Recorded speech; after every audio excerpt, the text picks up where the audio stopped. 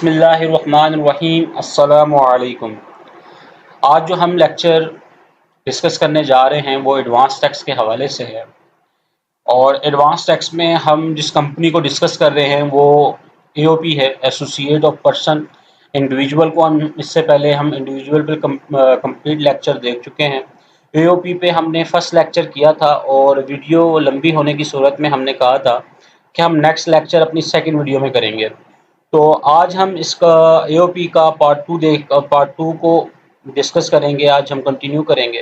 Part one में हमने जो है एडवांस टैक्स की कैलकुलेशन की थी और कैलकुलेशन इस बेस पे की थी कि जो एफबीआर की तरफ से एडवांस टैक्स का नोटिस आता है उसकी कैलकुलेशन कैसे होती है और डिपार्टमेंट एडवांस टैक्स की लायबिलिटी किस तरह क्रिएट करके नोटिस भेजता है। तो इसके हमने टैक्स ईयर 22 के अंदर हमने चारों क्वार्टर मेंशन किए हुए हैं और उसमें हमने फर्स्ट क्वार्टर जो है डिस्कस किया था।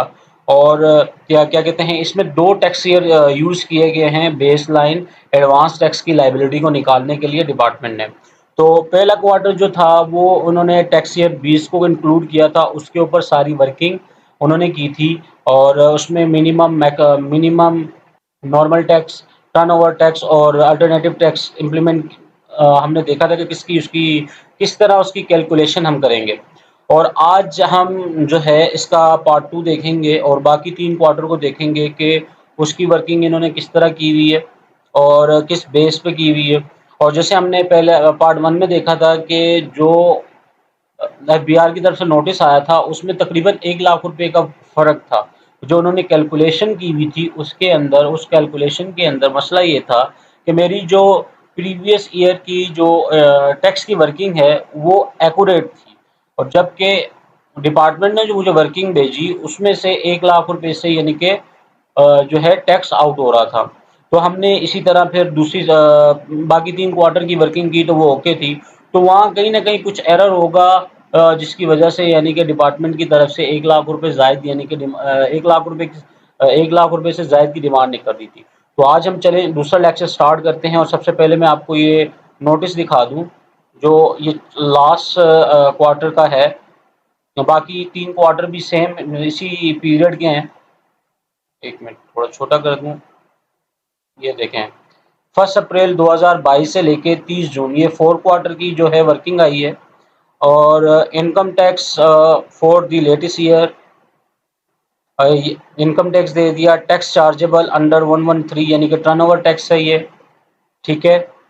और 1/5 turnover for the tax year, ये वैल्यू आ गई। Highest tax assist for the latest tax year, turnover और the last tax year, advance tax base of turnover, फिर मिनिमम टैक्स, फिर accounting profit tax and advance tax liability for the quarter highest of the above, यानी कि तीनों में से जो बड़ी फिगर होगी वो हमें पे करनी होगी। और ड्यूरिंग द क्वार्टर जो भी हमने टैक्स एडवांस टैक्स हमारा डिडक्ट हुआ होगा वो हम एडजस्ट करके जो लायबिलिटी होगी वो हमें पे करनी होगी।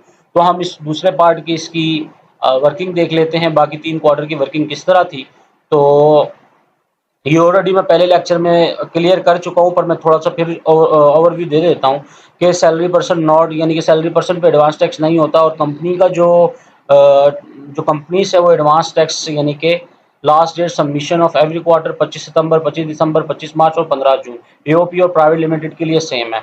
फॉर्मूला जो है क्या कहते हैं एडवांस टैक्स का A multiply by B divide by C and minus D. A से क्या मुराद है? ए से मुराद है turnover for the quarter last year tax paid A multiply by B, यानी कि टैक्स पेड जो लास्ट ईयर का होगा उससे मल्टीप्लाई कर देंगे करंट सेल को और माइनस कर देंगे और डिवाइड कर देंगे लास्ट टैक्स ईयर की जो सेल होगी उससे और ये डिवाइड करेंगे फिर माइनस कर देंगे जो हमारा करंट मंथ के अंदर करंट क्वार्टर के अंदर एडवांस टैक्स कटा होगा। मसलन इंपोर्ट पे हो गया, बिजली के बिल पे हो गया, बाकी कस्टमर्स ने जो हमें टैक्स काट के चेक दिए होंगे वो हो गया, वो सारे टैक्स माइनस हो जाएंगे। ठीक है, माइनस होने के बाद जो अमाउंट बचेगी वो हमें पे करनी होगी। अब आ जाते हैं हम कैलकुलेशन के ऊपर। तो इसकी कैलकुलेशन कैसे होगी, ये एक फॉर्मूला है और सॉरी ये नोटिस एफबीआर की तरफ से आया था। पहले उन्होंने जो वर्किंग की थी वो ये की थी आपके सामने है। टैक्स ईयर 19-20 को बेसलाइन बनाया था इन्होंने। अच्छा, ये 19-20 को बेसलाइन इसलिए बनाया था, अक्सर आपने देखा होगा जो लास्ट क्वार्टर है साल का जो लास्ट क्वार्टर होता है उसके ऊपर ये यानी कि 2 मंथ की कैलकुलेशन की जाती है, क्योंकि सेल फाइनल नहीं होती, एस्टिमेट ली जाती है। मेरे हिसाब से, मेरे उस नज़रिए से, मेरे कह लें कि मेरे हिसाब से इन्होंने इसीलिए टैक्स ईयर 19-20 को कंसीडर किया, बेसलाइन बनाया एडवांस लायबिलिटी के लिए, ठीक है। बाकी जो 3 क्वार्टर हैं वो टैक्स ईयर 20-21 की वर्किंग के से लिए गए हैं, 20-21 के। तो इसको देख लेते हैं क्या है कि नॉर्मल टैक्स और लास्ट ईयर की ये नॉर्मल टैक्स की वैल्यू आ गई, टैक्स चार्जेबल सेम आ गया, और क्या कहते हैं प्रॉफिट या टैक्स चार्जेबल अंडर 16 यानी कि 17% कोई नहीं है। ये टर्नओवर टैक्स इधर दिया हुआ है। उसके बाद क्या कहता है 1/4 यानी कि ये सेल आ गई करंट ईयर करंट क्वार्टर की, ये सेकंड क्वार्टर की सेल आ गई, ये थर्ड की आ गई और ये फोर्थ की आ गई, ठीक है। अच्छा, और highest assist for the tax year, ये बी आ गया, जो टैक्स हाईएस्ट है वो बता रहे हैं, यानी कि बी लास्ट ईयर का टैक्स है। लास्ट ईयर का जो टैक्स ईयर 21 का टैक्स है जो लास्ट ईयर का था वो हो गया। Turnover for the last year, ये सेल होगी लास्ट ईयर की, ठीक है। और advance tax based on code है, ये आ गया। अब ये देखना है कि ये वैल्यू किस तरह आती हैं। ये 3 वैल्यू, इनमें से जो भी हाई होगी वो हमें पे करनी होगी। ये नॉर्मल टैक्स है, ये टर्नओवर टैक्स है, और ये प्रॉफिट का टैक्स है, यानी कि टैक्स बेस्ड ऑन प्रॉफिट है। बिफोर टैक्स से पहले जो वैल्यू आती है उसके ऊपर ये टैक्स इम्प्लीमेंट किया गया है, ठीक है। तो इसकी वर्किंग क्या है, पहले हम ऑलरेडी, इससे पहले हम पहले लेक्चर में देख चुके हैं। वो हमने टैक्स ईयर 19-20 की थी, तो हमने कहा था हम टैक्स ईयर बाकी जो 3 क्वार्टर है उसको भी देख लें कि कोई वर्किंग में फ़र्क तो नहीं आ रहा। तो ऑलरेडी हम इसकी कैलकुलेशन समझ चुके हैं, तो बस इसको ओवरव्यू थोड़ा सा करना है दोबारा से। अच्छा, ये है एओपी इनकम टैक्स रिटर्न 19-20 है, एओपी एडवांस टैक्स कैलकुलेशन है, और ये एओपी फाइनेंशियल स्टेटमेंट है, ठीक है।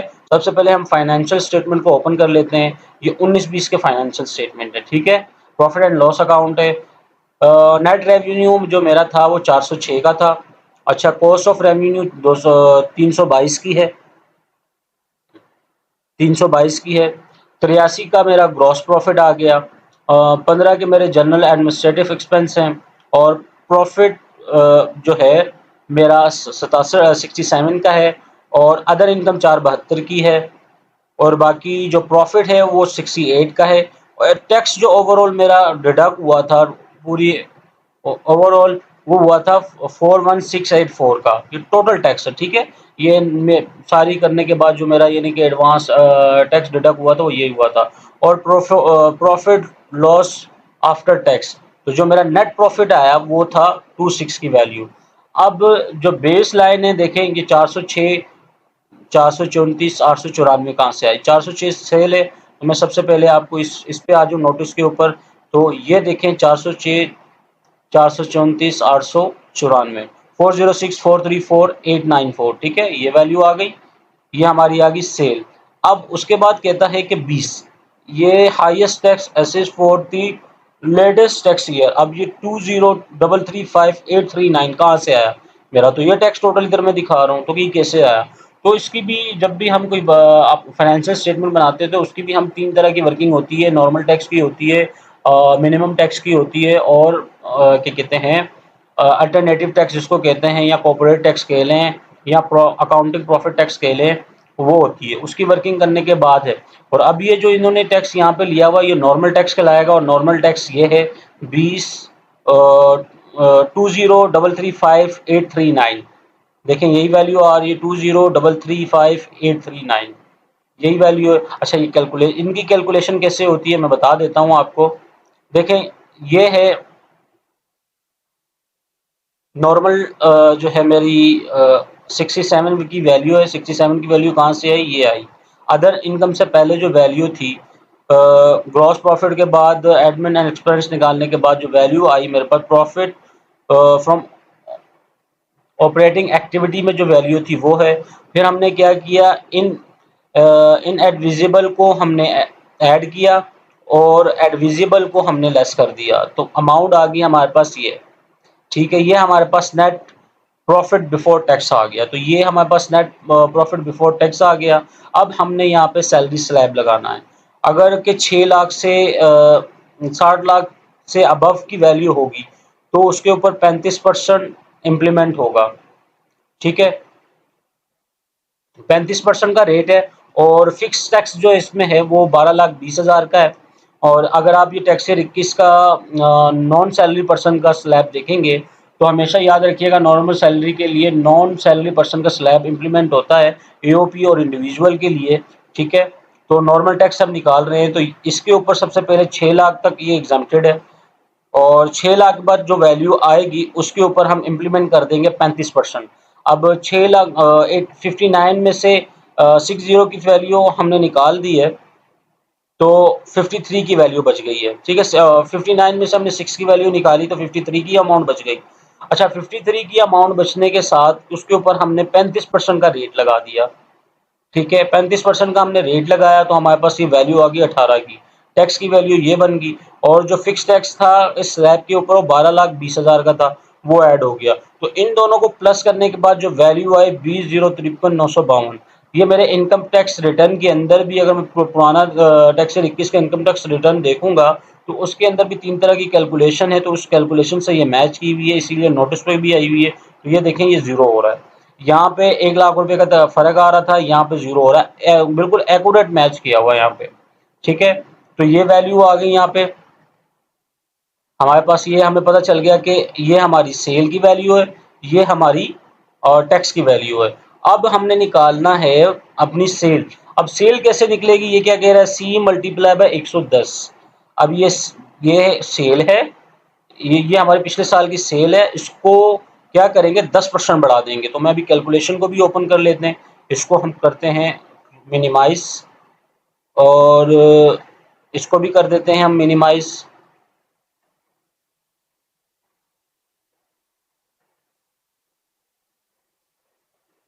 और एओपी एडवांस टैक्स की कैलकुलेशन को ओपन कर लेते हैं।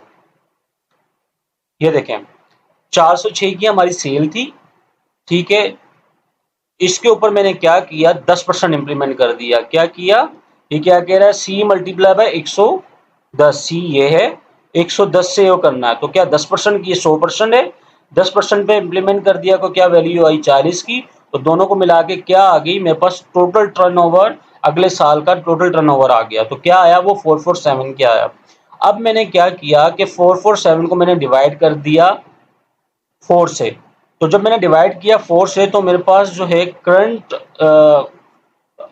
क्वार्टर की मेरे पास वैल्यू आ गई। क्या वैल्यू आई 11,111,769,596। ये देखो ये तीनों क्वार्टर में सेम वैल्यू आएगी क्योंकि सेम ऊपर असेसमेंट जो उन्होंने ली वो सेम ली हुई है।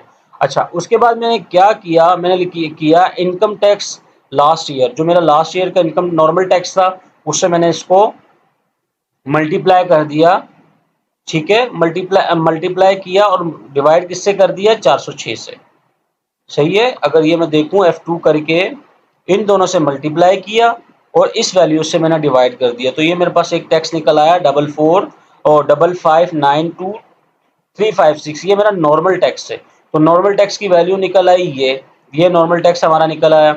अब आ जाते हैं इसके बाद मिनिमम टर्नओवर टैक्स। देखिए मेरे पास करंट क्वार्टर की तो सेल निकल आई तो ज़ाहिर सी बात है टर्नओवर हमेशा सेल के ऊपर लगता है। तो मैंने 1.25 इसके ऊपर लगा दी, इस वैल्यू के ऊपर मेरा 1.25 लग गया। तो ये मेरे पास वैल्यू आ गई किस चीज़ की, टर्नओवर की। टर्नओवर के मेरे पास टैक्स आ गया 1397120। अच्छा, अब आ जाते हैं अकाउंटिंग प्रॉफिट के ऊपर। तो अकाउंटिंग प्रॉफिट के ऊपर अकाउंटिंग प्रॉफिट कैसे आएगा, अभी 67 की वैल्यू क्या है हमने नीचे डिस्कस किया था फाइनेंशियल्स के अंदर जो टैक्स ईयर 20-21 के थे। जीबी के बाद क्या आया था एडमिन एक्सपेंस, उसको लेस करने के बाद जो वैल्यू आई प्रॉफिट जो वैल्यू आई थी ऑपरेटिंग ये वाली प्रॉफिट फ्रॉम ऑपरेटिंग एक्टिविटी की। ये देखें ये 67 की वैल्यू थी, ये हमने यहाँ पे ले ली, ये यहाँ पे आ गई। यहाँ पे आने के बाद हमने इसको 4 क्वार्टर से डिवाइड कर दिया, ये हमारे पास प्रॉफिट आ गया वहाँ का, टैक्स से पहले प्रॉफिट आ गया। तो हमने इसको डिवाइड किया 4 से, 4 से डिवाइड करने के बाद जो वैल्यू आई उसके ऊपर 17% इम्प्लीमेंट कर दिया। ये देखें ये हमने 4 से डिवाइड कर दिया, इसके ऊपर 17% इम्प्लीमेंट कर दिया, तो मेरे पास क्या आया,